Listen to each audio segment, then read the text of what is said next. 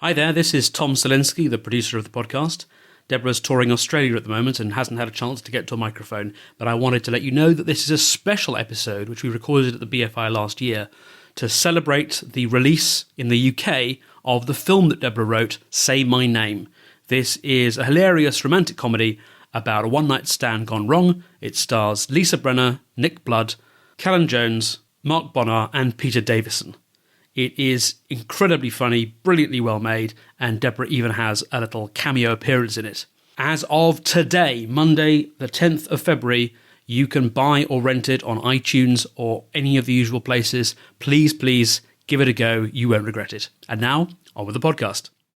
I am a feminist, but I was more excited about being invited on set to appear as a guest for the comic relief 4 Weddings and a Funeral sequelette than any of the feminist icons I've ever met in person, including Gloria Steinem. Oh. I was genuine. It was so thrilling. I was asked to be like a featured extra by Emma Freud. And I think, to be honest, I was mostly asked because she knew how much I wanted to be in it. I don't think it was really for comic relief as much as it was for me. But when I got there, it was like being in 4 Weddings and a Funeral. It was like, imagine if, like, what's your favourite movie? And you're at the BFI, you must have one. Sherlock Holmes. Sherlock Holmes? Which one? Benedict Cumberbatch. Oh, like the TV version with... Yeah, so imagine you just wander into a room, here is somewhere at the BFI, and there's Benedict Cumberbatch and Martin Freeman solving a mystery. And they're just like, oh, why don't you come and talk to us? That's what happened. It was so exciting. Basically, you could resurrect Emmeline Pankhurst and Maya Angelou, and I'd be like, I'll skip it. If I could have that again. Seriously. I'm not proud. This is why it's a confessional. I'm a feminist, but for Deborah's feature film, Say My Name, did you know she'd made a feature film? She's made a feature film. It's going to be premiering tomorrow. I lied to the wardrobe department about my measurements. And I have to say that karma really came back and bit me in the arse for that, because I then had to spend 12 hours a day, every day for however long I was on set, in jeans that were actually not jeans. They were a crime against the female anatomy. I tell you, I was like man-spreading for weeks afterwards because of the damage done. So memo to self, never lie about your stats ever again. Oh, it's so easy to do, though. Although, a friend of mine, this is a true story, said she was a size 12, because she was size 12. And she turned up to this TV show, and the costume lady came out, and she had all these size 8s and 10s. And she went, oh, I won't fit into that. That's an 8. And she was like, I'm a 12. She was like, I think you would just try it on. And she tried it on, and it didn't fit. And she was like, oh, you're really a 12? And she was like, yes. And she was like, oh, most actresses say they're a 12, and then when they get here, they're a sample size. And it's sort of so they have to kind of go down and like, oh, I don't know, I can't explain it. So she said, when you say your size, you have to mean it. You have to be like... You do have to mean it. And the temptation is to cheat, because if you have a shape... Like, I'm 5'5". On a good day with the wind behind me, I can sometimes get to 5'5.5". But I have a really big ass. And there's like a 13-inch difference between my waist and my bum. So if you write those stats down on a piece of paper... Sounds like you're bragging now, to be honest with you. No, I'm just like... You're losing the sympathy of the audience. Oh, really? Oh, do you have a tiny waist and a fabulous booty? No. This must be awful for you. No, it means that there's a big arse, and it means that when you write it down, it looks like you're a pair on legs. And then they think, don't give the job to her, give the job to someone who's easier to fit, because that's what it's down to. Oh, so you're doing it not for vanity, but to make sure you get the job. At the end of the day, if it's down to a gig and you're down to the last 2 actresses, at the end of the day, I am a jigsaw piece. So there is a picture that is made by the writer and the director and the producer, and they have a vision. And there are lots of jigsaw pieces that go in there. And I either fit or I don't. And if it's down to you and somebody else, and you've been recalled and recalled again... And they can't decide between the two of you. They're like, this one is an even 10. This one will fit into what we have in the wardrobe department. It's... Wow. Yeah, it's See, if I say I'm a 12... For me, a 12 is down. That's the smallest I can be because my skeleton is a size 12. No, it is. It is. Look at me. I'm broad, I'm tall. And listen, I am not being cremated because I want this proven. I want to be exhumed. I want to be buried and exhumed, and I want this on Definitely. I mean, whatever. A standard. Anyway. I don't care. I don't want to be in your movie. Whatever. I'm a feminist, but my favourite thing about being on the Four Weddings and a Funeral set was so great. So I'm talking to Andie MacDowell and Lily James and Alicia Vikander. And we had lots of times between the takes to chat, and I was doing my very first... I'd never, ever shot a cover before, and I was doing the cover of Stylist magazine, so I thought, firstly, conversation, what can I say to these very glamorous people? And also, secondly, I genuinely do need advice, because Andie MacDowell started out, she was like a supermodel before she was an actress, and the other two are always shooting things, I don't know. So I said, could you give me some advice on posing? Lily James and Alicia both said, look kind of bored or sad. And Andie MacDowell went, oh no, don't tell her that. That's for women under 30. She said it in a nice way. She was being sisterly. No, she wasn't. No, I'm not under 30. Did you think I was under 30? And she was like, no, honey, no. That's for you. You're fine with that. Sure, you can be bored. You can be sad. Sure, flop around. No, once you're over 30, it's lift. It's up. It's happy. Everything's sagging. You need to bring it up. And I was so happy. I was like, this is the greatest advice I've ever had in my life. And I cannot believe I'm getting a friend of it. And there was no bitchiness. She wasn't like, she wasn't saying like over 30 was a negative. It isn't a negative. I mean, when I was under 30, I was a fuckwit. I don't want to go back to that. Why am I trying to spend the rest of my life looking like an emotional fuckwit? Doctor, can you help me look like I don't realize that if I kiss my friend's boyfriend, it's going to cause trouble? It's madness. I'm a feminist, but the last time I was at the South Bank, I inadvertently became the kind of stereotypical woman that I've always denied even existed. I was like, nobody's a stupid woman like that, don't exist, it's a myth. And I was it, because I was trying to get to an audition at the ITV studios, which are about over there and really, really massive, and in spite of that, ridiculously difficult to find if you're not from London. So I'm wafting around the South Bank, and I've gone from being sort of half an hour early, totally cool and calm, to now possibly going to be half an hour late, little bit of tears beginning to form, and I saw these two policemen, and I don't know what happened to me, because I just kind of flung myself on their bosoms, wept a little, blew a snot bubble and a little bit of dribble, and I was like, oh my God, you gotta help me, I'm gonna be late for my audition, blah. And the lovely man actually understood what that meant. And that's how I rocked up at that particular audition in the back of a squad car with an armed police escort. Wow. Wow. Yeah. Got the gig as well. Yeah. I'm a feminist, but when we were on the set of Say My Name, at one point we had to pitch jokes. So we were like all standing around and we were like, what about this? What about this? What about this? It was something about a doctor. And one of the jokes, I was pitching like 10 in a row. So it was really quick. Don't judge me. I pitched something that had the kind of tagline of gynecologist in it. He's a gynecologist.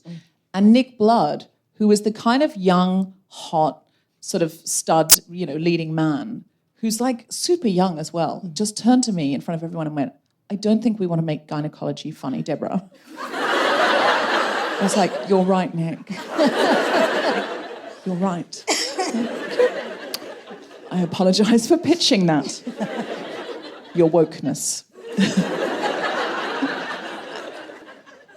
I'm a feminist, but sometimes I genuinely think there are very rare occasions when it might actually make life easier if I just pretended not to be. I was moving into my first ever flat, and much as I'm small and dinky looking and sort of stereotypically little woman, which pisses me off because I'm not, equally, my man with a van was stereotypically big and hairy and manly and raw. So I was like, fine. We're lifting the bedside table off the van and the drawer opened and this box of tampons falls out. I don't have a problem with that. I'm a female, I menstruate. Man with a van sort of was like, oh,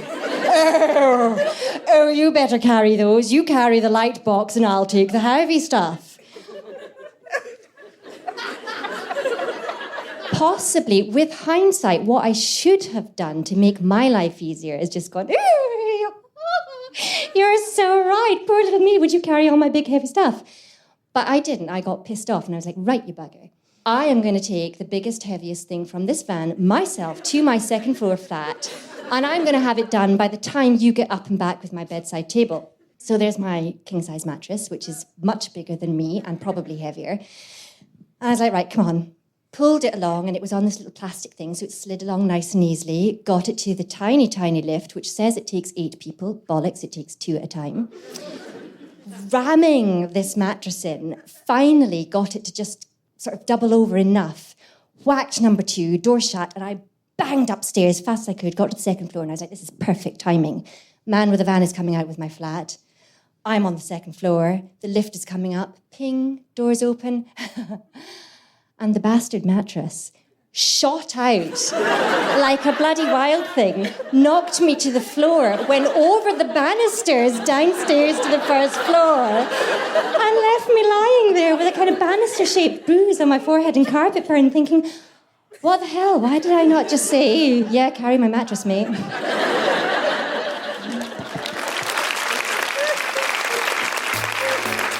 Live from the BFI in London, the Spontaneity Shop presents The Guilty Feminist with me, Deborah Frances-White, guest co-host Abbie Hirst, with very special guests Lisa Brenner and Jason, talking about women making movies, and in particular, Say My Name.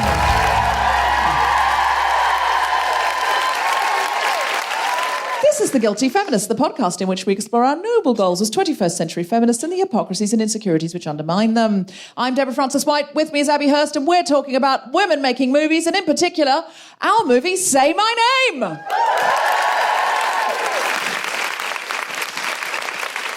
So first thing you need to know is Abbie took my role.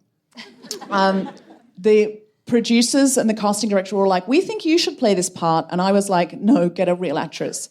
I felt like it was such a good part, and the vanity of the writer in me wanted someone who did this day in and day out. So there was another sort of smaller cameo that I really felt I could nail if I was allowed to do my Australian accent, my character.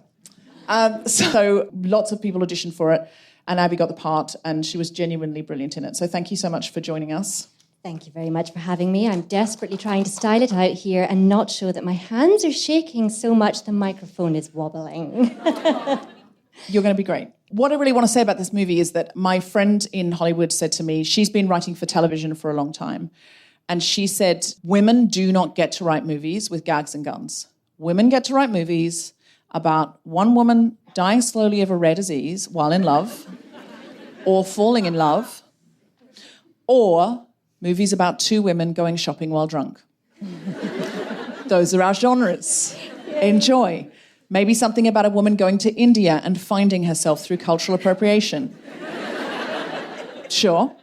Anything where anyone runs to an airport, but as soon as it's got, like, jokes in it, and as soon as it's got guns, those movies from women don't get made. There's assumptions about what women can write. And my friends out there, I've got a bunch of friends out there, they're always being asked, like, to come into writers' rooms, like, you can write the female voice. And they're like, no, I write story.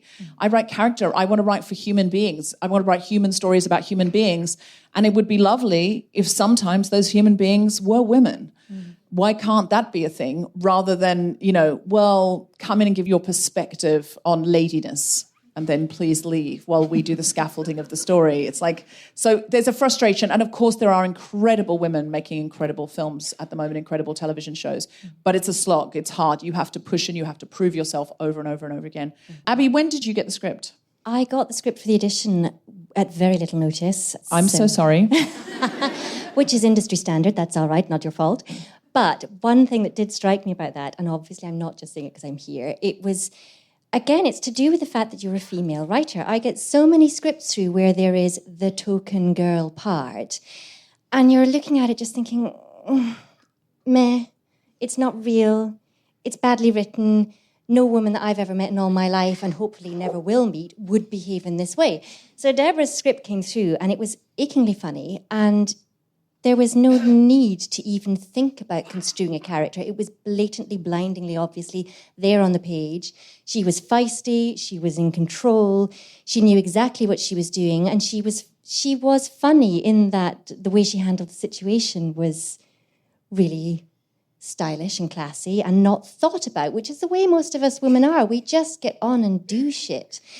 And it was lovely to have a script that shows that we women just get on and do shit. We don't need to have something special written in for us to make us do something special, because we just function, strangely enough, like men, usually better.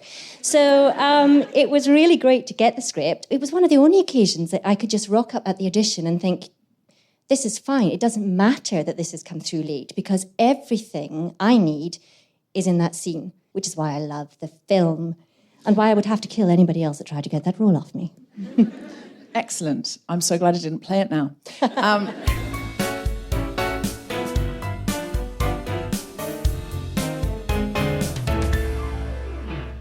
Please welcome to the stage, Deborah Frances-White.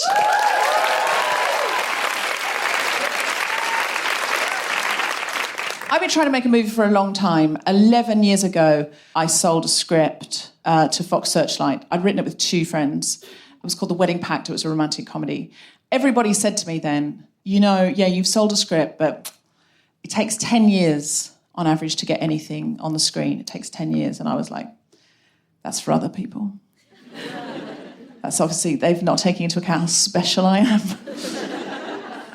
11, almost on the dot. 11 years on the dot. I am 1 year behind average, as it turns out. 3 of us had written it. Monica was in LA, and the manager called us and said, this script is definitely going to sell. It's gone into a bidding war, so you need to get on a plane. So Philippa and I, who'd written it too, had to get on a plane. She got on one plane, I got on another plane. And when we landed on the tarmac, I turned my phone on just to sort of text Tom and say I was alive. And Tom texted me back and said, call Monica right now. And I rang Monica, and she said, we've sold the script. There's a couple of caveats, but we've sold the script. And then the flight attendant, we were on the tarmac, said, you have to turn the phone off. You cannot be on the phone right now. So I had to turn the phone off, and I'd imagined this moment for so long. And there I was on the tarmac, and honestly, I swear we sat there for half an hour, and I was just on my own. I'd imagined the moment, but I'd imagined champagne, I'd imagined hugs. I hadn't sitting there on my own I couldn't tell anyone. And eventually, after about 15 minutes of just being like, when are we going to get off this plane?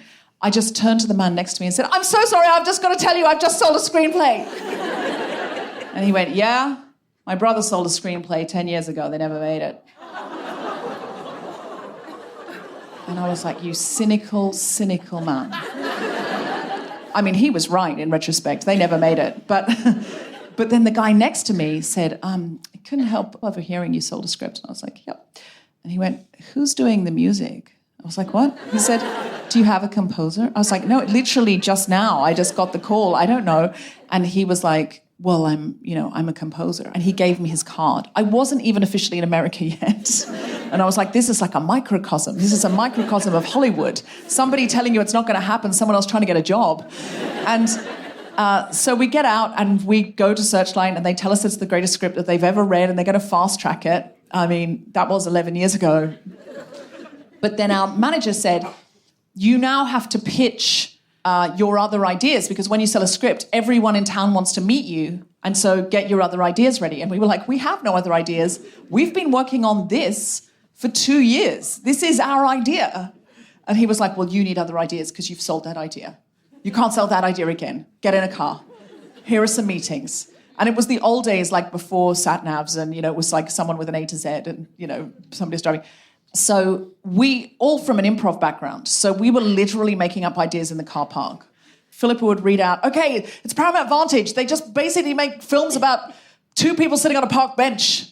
What have we got? They've got no money, and you'd go in and you'd pitch something really indie, and then it was like, okay, now we're going to see Paramount. The last film they made was about two frat boys stuck together who body swap. You know, it's like, okay, what do we got? Magical, I don't know.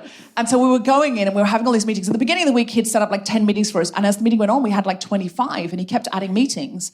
And we were like, where are these meetings coming from? And he said, it's got around town. You girls give good meeting. He said in those words. And we were like, what does that mean? Because it doesn't sound great. And he was like, well, normally writers are like a geeky guy in a baseball cap or two geeky guys in baseball caps that just look at the floor and won't change any of their ideas. You're so malleable. You're like, yeah, that sounds great. You're spitballing ideas with them. We're like, we have no ideas. Of course we're happy to spitball. We made it up in the car park. We're not holding on to this.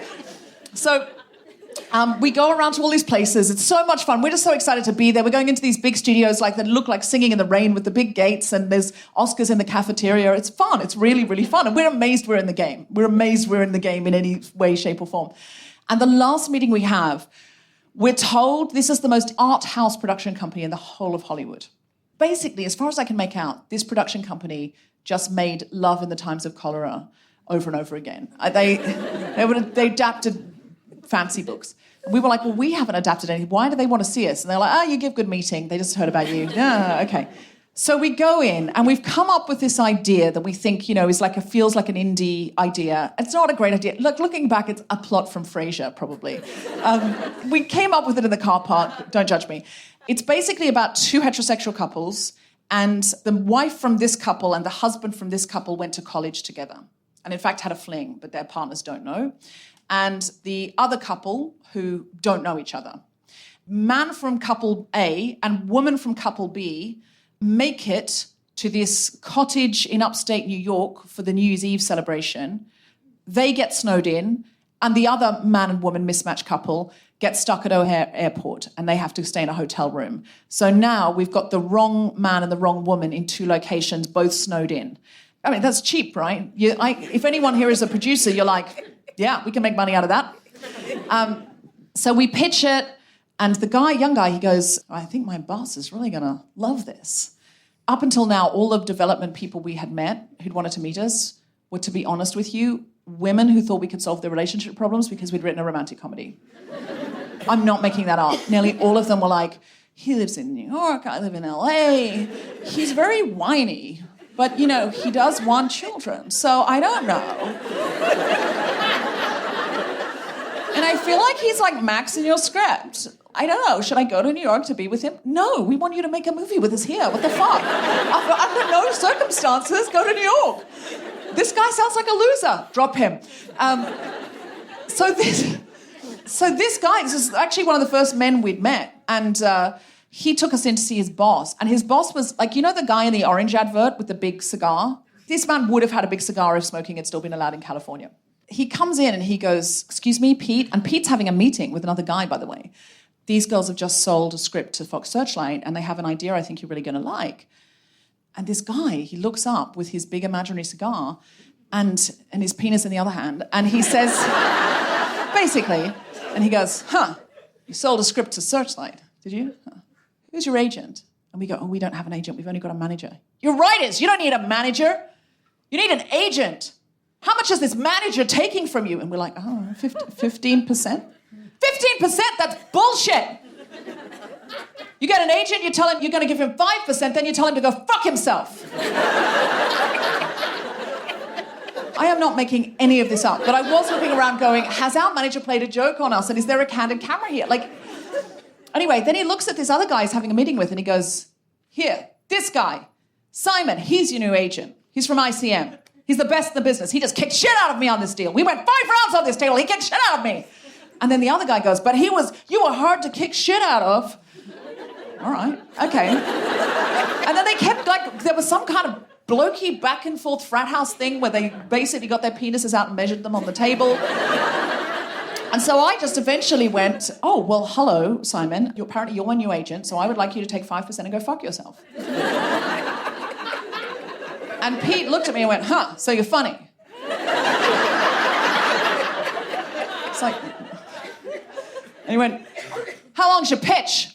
We went, 5 minutes, 5 minutes, 5 minutes, 5 minutes. And he went, make it 3. So we start pitching this, 2 couple get stuck in the O'Hare, and the other couple, the main couple that we're focusing on, that don't know each other, they are in a log cabin in upstate New York, and they are snowed in and they cannot get out. And I swear to God, he looked at us and said, could it be on the beach in Brazil? I got a lot of money down there. Beautiful weather down there. We went, well, no, not really, because the only thing we have is that they are snowed in. And he went, you tell me a love story set on the beach in Brazil. I won't just develop that movie, I'll make that movie. And we went, so they're on the beach in Brazil.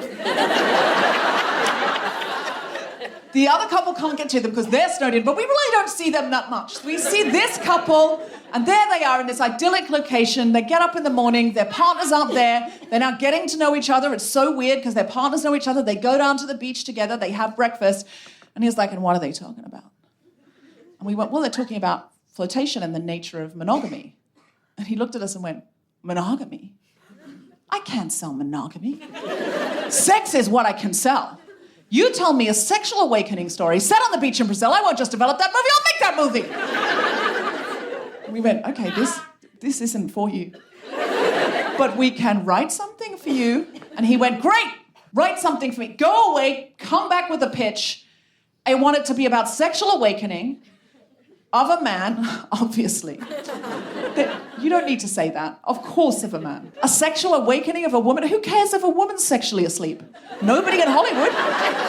Nobody there gives a fuck about a sleeping libido if it's female. I don't want to see that. I can see it. Hit the snooze. And he's like, but, I want women to write it. The reason I'm asking you guys, because I don't want men to write it, because if you ask men to write sexual awakening on a beach in Brazil, you know what they're going to write? Porn. I don't want porn. Not porn. Magical realism. Like Chocolat with Judi Dench, where the wind blows things in and shit? Where the wind blows things in and shit. Magical realism. Not porn! So we go away. This is our last meeting. We have to go back to London. So we go away, and we're on Skype with Monica coming up with this pitch, and we come up with this really lovely idea. So we pitch it over the phone. He's completely silent. And at the end, he goes, you girls nailed it. Do you have a lawyer? We went, yeah, I think we have a lawyer. Yeah, we can get a lawyer. Good, because I eat lawyers for breakfast. And cliches, apparently. And then he said, but a couple of notes on the script. All these women you have in it, having the sex, none of them can be under 21. And we went, why? And he went, because you don't want to watch your daughter fucking, it's disgusting. And then he went, and none of them can be over 30. And we went, why? And he went, because you don't want to watch a woman over 30 fucking, it's disgusting. And there was just such a long silence that he said, I don't think the girls like that, Dylan.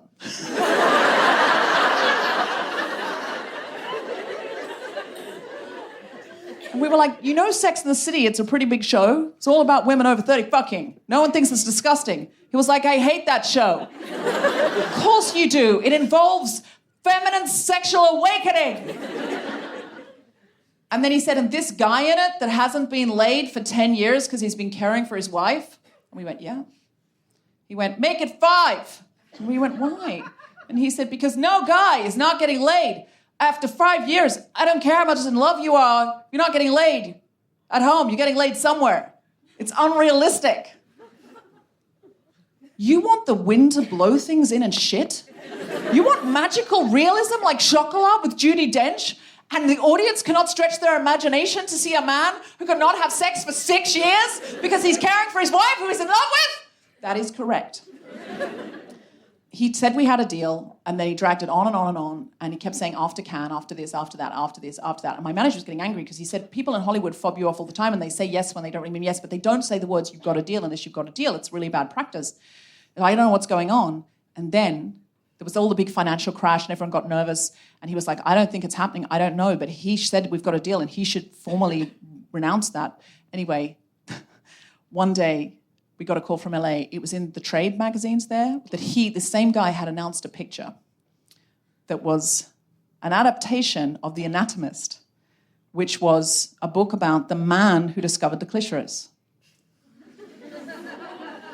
That's how it was pitched in Variety. The man who discovered the clitoris. He discovered it. Like it was an island, an uninhabited island. He discovered it all on his own. Somehow, the only book that really should be about the awakening of the sleeping female libido turns out to have a male hero. And he said, and I quote, in Variety, it's going to be magical realism, like chocolat. And we all said at the same time, not porn. Thank you very much.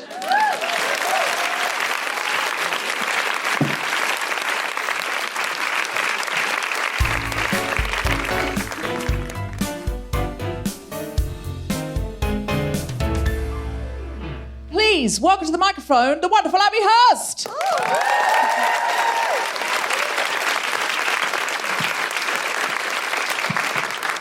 I'm just going to tell you a little funny story about live recordings. And this is a classic example of the accidental live recordings that I do, because Deborah said to me, would you come on and co-host Guilty Feminist? And I was like, yeah, it's a podcast. It'll be me and Deborah and a microphone and maybe one or two guests, and I can sort of say hello and say one or two things and then piss off and let them get on with it.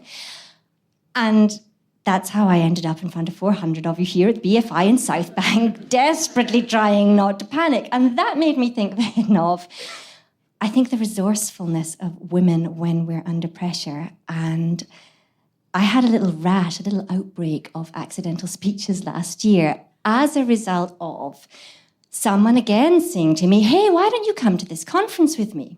And I was like, yeah, sure, I'll come to a conference with you. I've spoken quite a lot at my industry equity conferences. And this conference was much, much more regimented than the ones I've been to before. And it was filled with mostly sort of cis, white, middle-aged men in black power suits. Now, my first error was confusing my dates. So I rocked up directly from some other event that I had been to. And basically, it's like somebody coming with, like a knife to a gunfight. I rocked up in my party frock to the men in their black important suits.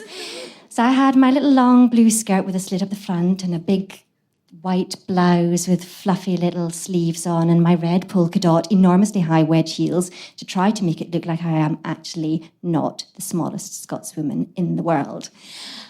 And then the conference was very formal. It was televised live, so nobody was allowed to move when somebody was speaking. You had to wait until a break in between the speakers.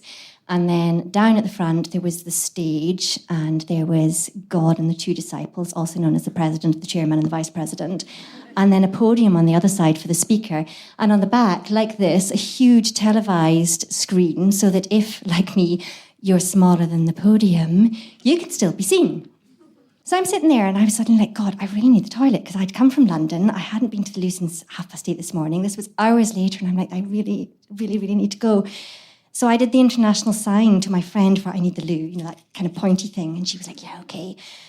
And the speaker stopped and she got up and went down the aisle. So I was like, oh, here we go, off to the toilets, fantastic. And she walked onto the stage and up onto the podium, at which point I was like, oh, crap. So I'm standing there in that kind of duck position when you don't want to stand or move.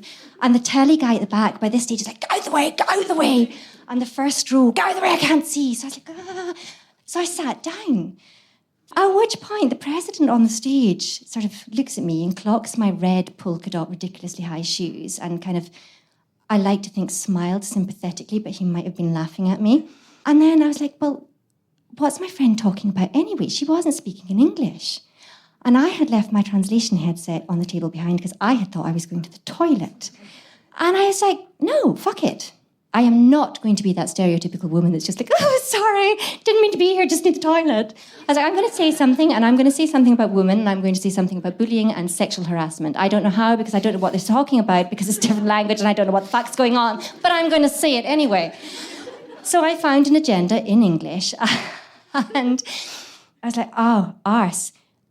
As my friend's coming off the stage to applause, I realised that the agenda topic is ethical procurement policy, the government's stance on it, with particular respect to the food manufacturing industry.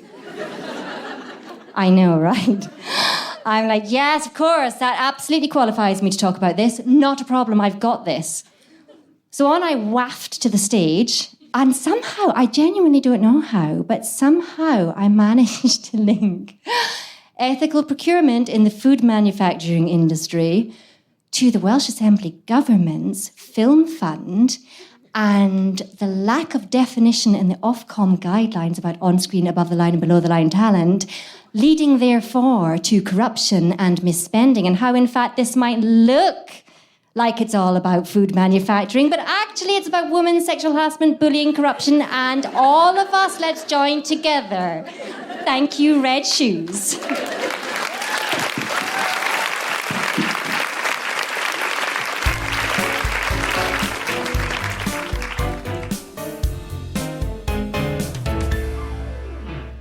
Hello, Guilty Feminists, it's Deborah. I am touring with the Guilty Feminist, Sydney, Brisbane, the Gold Coast, Melbourne, Christchurch, Wellington and Auckland. And if you go to guiltyfeminist.com, you can find details of all the shows. Some have sold out, but you can go on a wait list, and some there are tickets still for. I am from the Gold Coast. I was born and raised there, and that's one that's not sold out. So if you'd like to come and fill that out and support, I would really be happy and excited. Grace Petrie, who you will know from the podcast, who sings Black Tie Tonight, amongst other wonderful songs, is coming with me. It's going to be a true celebration. We're going to have music every night. It's going to be awesome. The Guilty Feminist is headlining the WOW Festival, Women of the World, on Saturday, the 7th of March. Get in there, get to other events at WOW, and come and see us at the Royal Festival Hall. You can get tickets at southbankcentre.co.uk. There's going to be some incredible co-hosts and guests. And the Guilty Feminist tour of the UK, the same as we had last year but with different material, kicks off on the 1st of May at the Hammersmith Apollo in London. We are coming, hopefully somewhere near you. It's going to be mammoth, even bigger than last year. So please visit guiltyfeminist.com. Get your tickets now before it sells out. It is selling really quickly.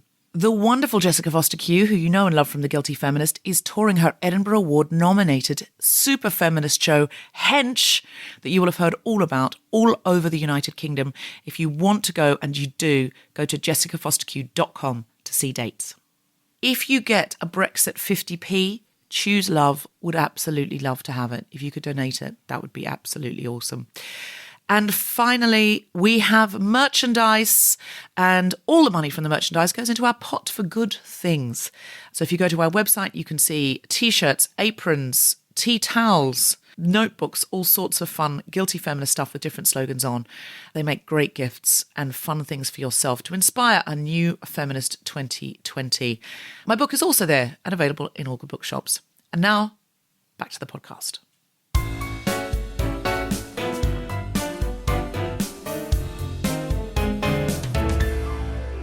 Our guests today are the producer and lead actor and the director of the new feature film written by Deborah Frances-White. Say My Name. That's 3 job titles, but just 2 amazing people, because the woman was doing 2 jobs, obviously. Please welcome to the stage Lisa, Brenner and Jay Stone!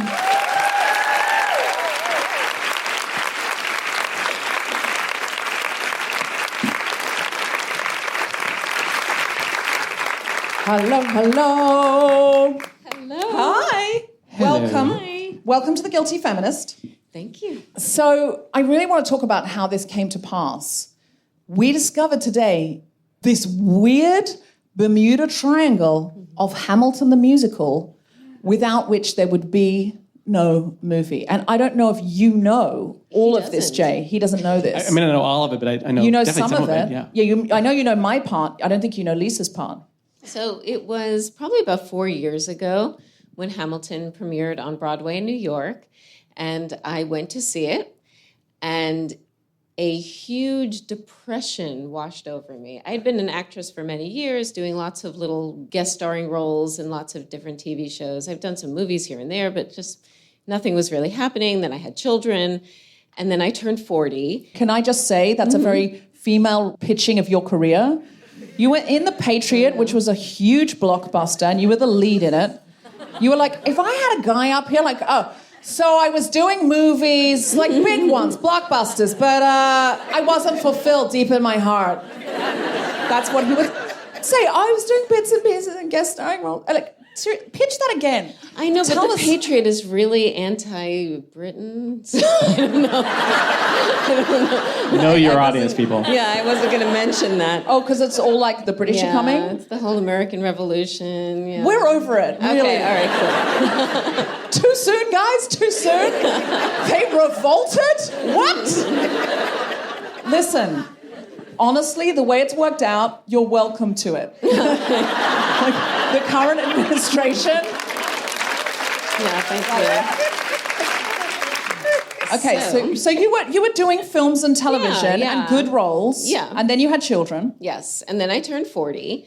And then everyone finds out you turned 40, and then you get nothing except maybe you go for the role of the crying wife or the best friend, but no more lead roles and stuff, unless you're like a huge, huge star. So anyway, so I see Hamilton, and this sadness comes over me because I was so blown away by it that I said, what am I doing with my life? I have so much more I want to do. And I decided then and there, I want to make my own thing. I need to do this for myself because I love what I do, and it's just been so unfulfilling. And you are not alone, Lisa. Like, right now in Hollywood, it's like the prize for women is to become a producer. And it was never that way. Elizabeth Taylor wasn't like, oh, I'll just start up a little production company. It was like, that wasn't what was happening. But now, if you look at like the Reese Witherspoon models, has anyone seen that amazing monologue that she did at the Glamour Awards? It went viral for a while about that female-driven movies are big box office. It's not like some little bleeding heart side project. She's like, look how much The Hunger Games has made. And she goes through and she looks at all the projects and she's like, she said she was told she was going to lose her shirt setting up her company. And she's only doing female-driven projects. She's adapting novels, but it's basically, unless there's a woman in the lead or women in the lead, she's just not interested. It's just not what she wants to do. But it's the same, like Mindy Karling's just made this amazing film with Emma Thompson called Late Night, and it's all about the female experience of late-night comedy in America. Viola Davis is doing it. Jennifer Aniston's got her own production company. Like, women are bored of the roles that they're getting. The reason I was interested when Jay told me about Lisa is she's doing like an indie version of that. I was so amazed when I heard this from Lisa today because this film, certainly Say My Name, would not have been made without Hamilton, because I was in New York with Tom Selinsky, my husband, on the last week when the original cast was there. I'd seen it before because a friend of mine had a friend in it. So I was like, we're never going to see this original cast ever again unless we go, like, let's just kind of suck it up and find a way to get tickets and, like, pay over the odds or whatever. And Tom was like, this is ridiculous. Like, why are we doing this?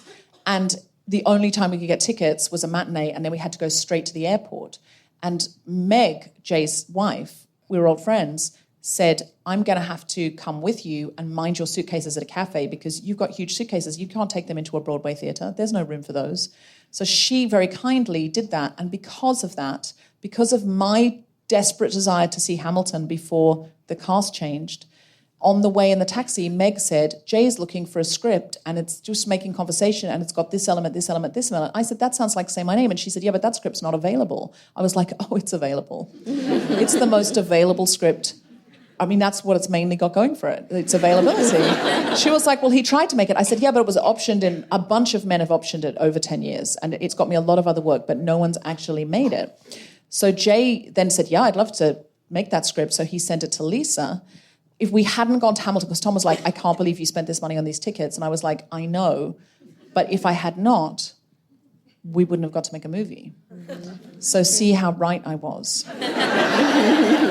So yeah, without Lin-Manuel Miranda. See Hamilton, it's playing now, I think. Jay didn't like it that much. I did, it was great. there is a kind of new wave of female cinema coming through that is just frustrated women sick of playing these roles who are just going, fuck this, I'm just going to make something that I want to make.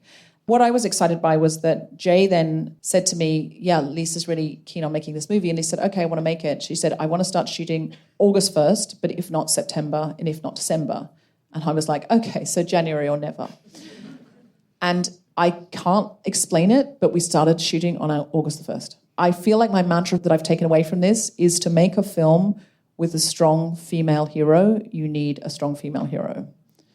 Because I don't know how many men have made me promises over the years, both in cinema and romantically. And they have not kept those promises. So that's how it came about. Jay, we should probably bring you in here because you are, I don't know if you've noticed, a man. I'm discreetly aware of that right now, actually. I haven't been in a while. Oh, really? You're in the minority? How does it feel? I'm a Jew from Alabama, so I'm used to it. Fair enough. Fair enough.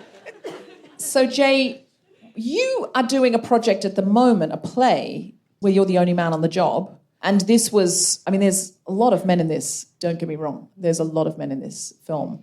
But partly because they get mixed up with bad guys. And firstly, I wrote it 10 years ago, I think, before I was thinking in this way. But secondly, I don't really want to write women as the kind of people who run into a room with guns and starts punching people, because that's not true. That's rare. I don't want to just replace everyone with a woman, even when, like, if I was going to write a film about an evil dictator, I wouldn't write about a woman. Do you know what? We're not that.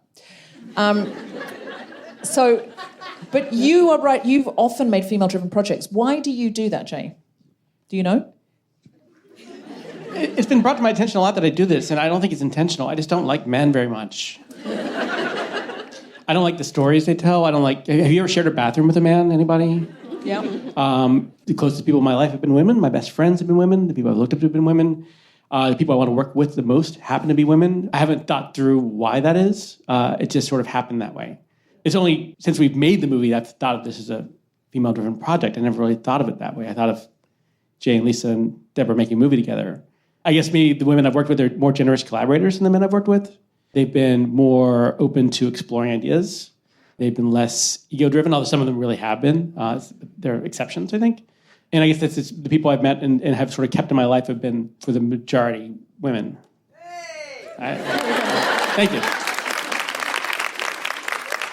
Well, we're delighted. And I wish more men felt that way.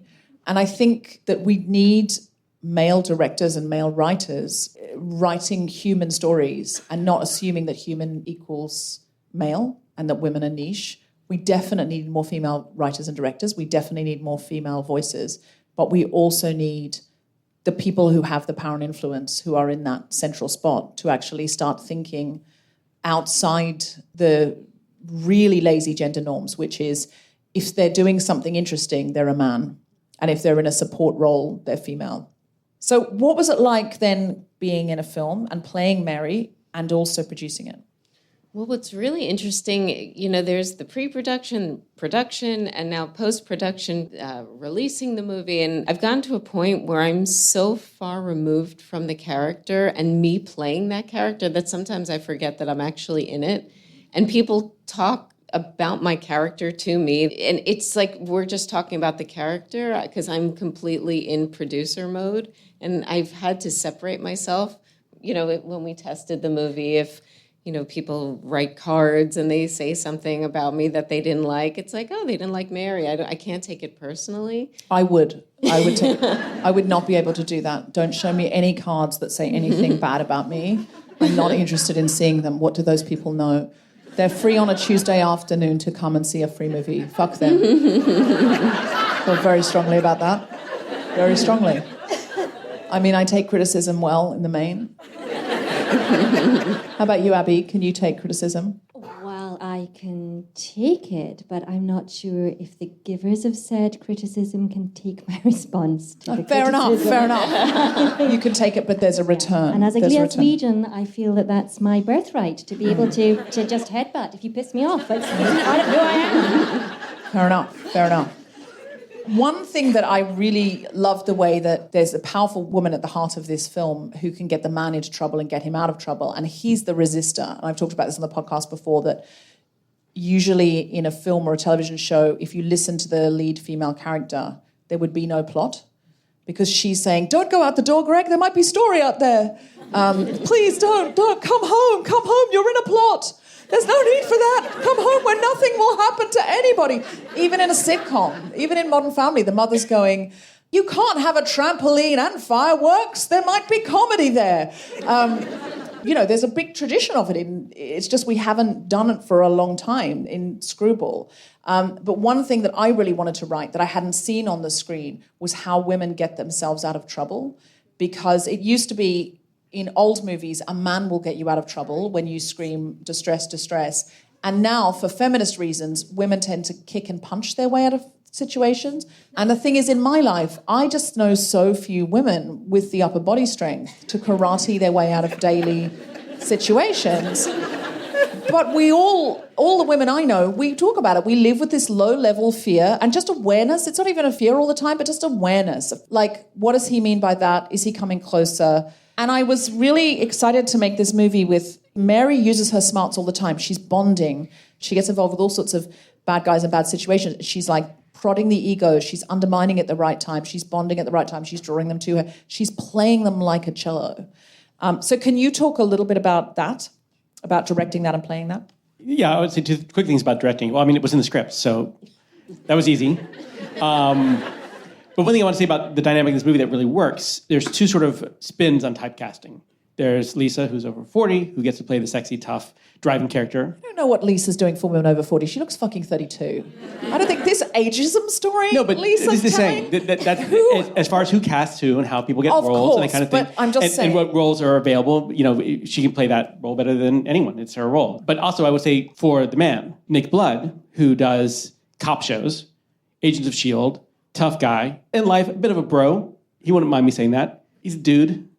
He lives in Southern California now, so he's totally Stop me doing a gynecology joke. No. But no one ever asked him to play the sensitive, sort of timid guy who's scared of this and enamored by this woman who's taking the lead. And for actors like that, it was a huge deal for him to be able to play this role because no one ever offered him that kind of thing. And I think it goes really in how you think you're casting, but how you write your pieces.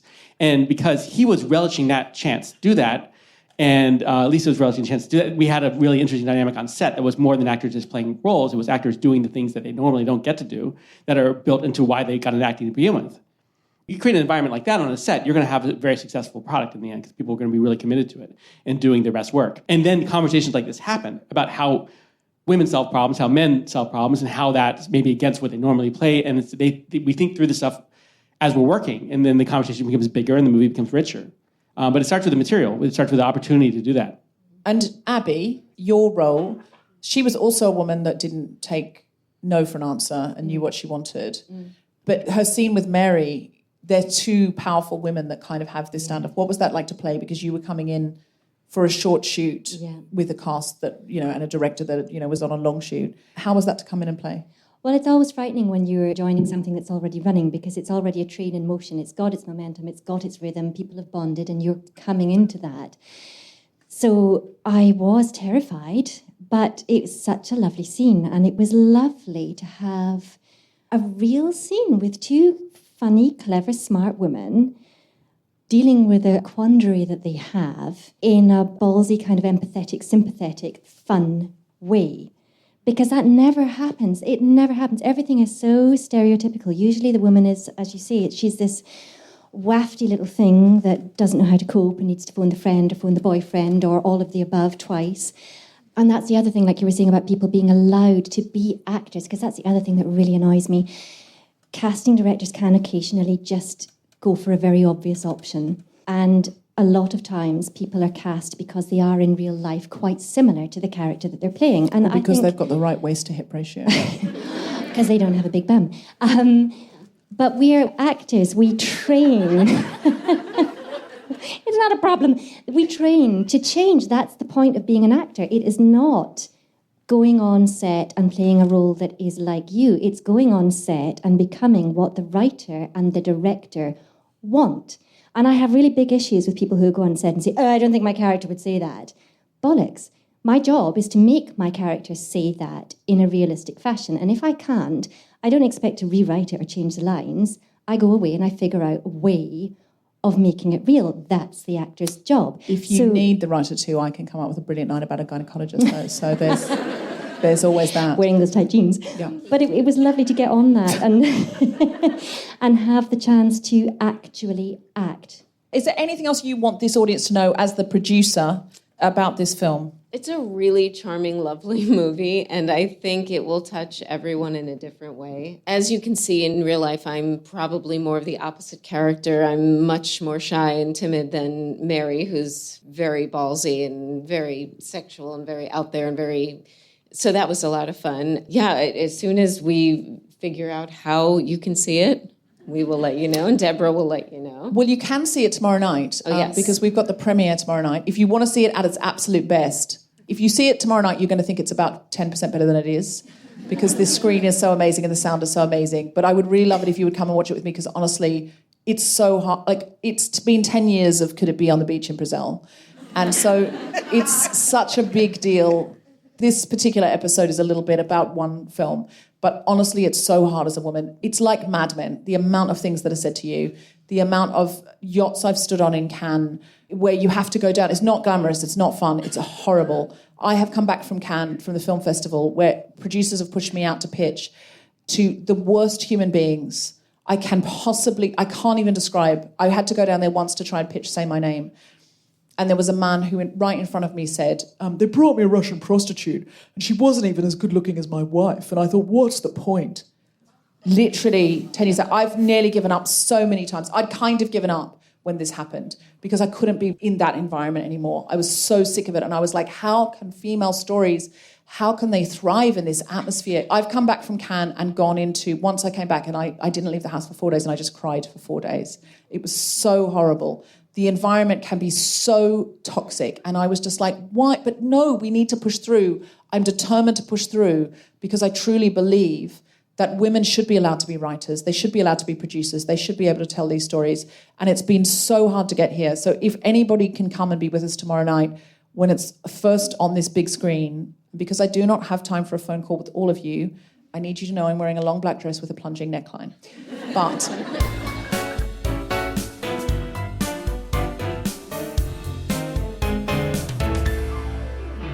Hello, Guilty Feminists. It's Jessica Regan here. I'm very happy to announce some upcoming dates for our Big Speeches workshops in 2020.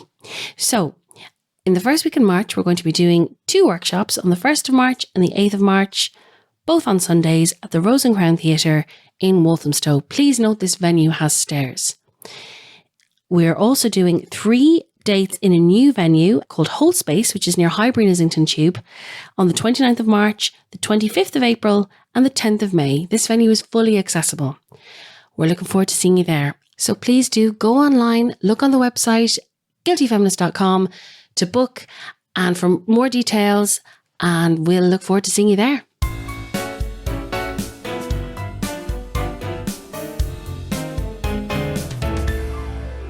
Please welcome to the stage Leah Sapin from Human Rights Watch Film Festival.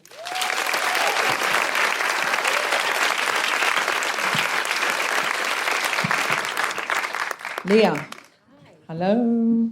Oh, I'm not like the serious one. It's like human rights abuses and...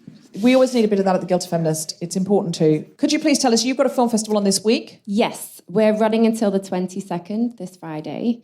Well, I think it's interesting what you were saying about hard to get female-directed films made, and we have a couple of amazing documentaries where there's one film called Anbesa that plays with narrative form, but it's a documentary based in Ethiopia, and she made it all herself. So she basically, with documentaries, you're often finding it hard to get funding, so a lot of women just go and do everything. She shot, produced, directed, edited, all of it herself, and it's an incredible film focused on a small boy in Ethiopia who's just kind of figuring out life.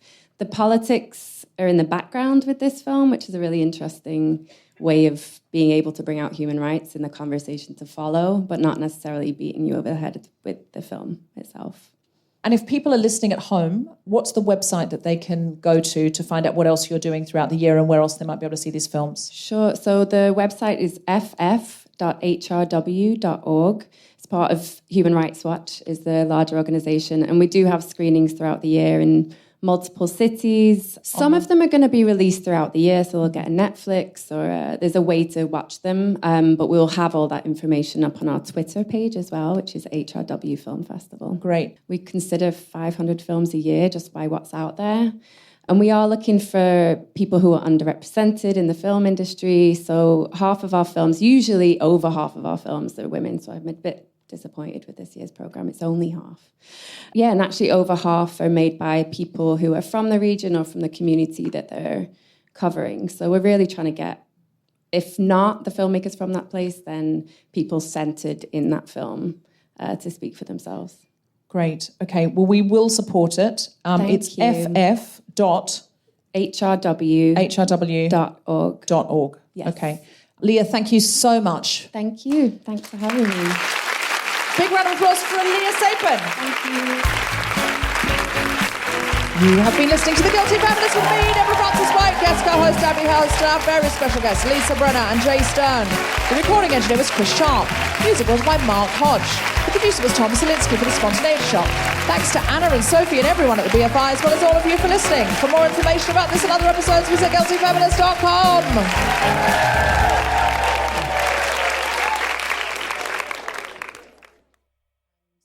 It's on tomorrow night. It's the premiere. There's going to be a step and repeat. You can stand in front of the branding boards and stuff on the carpet and have your picture taken. I will loiter around. You can have your picture taken with me if you want. I don't know. You might not want that. You don't have to have it. And it's going to be a really exciting evening. We're going to have a Q&A.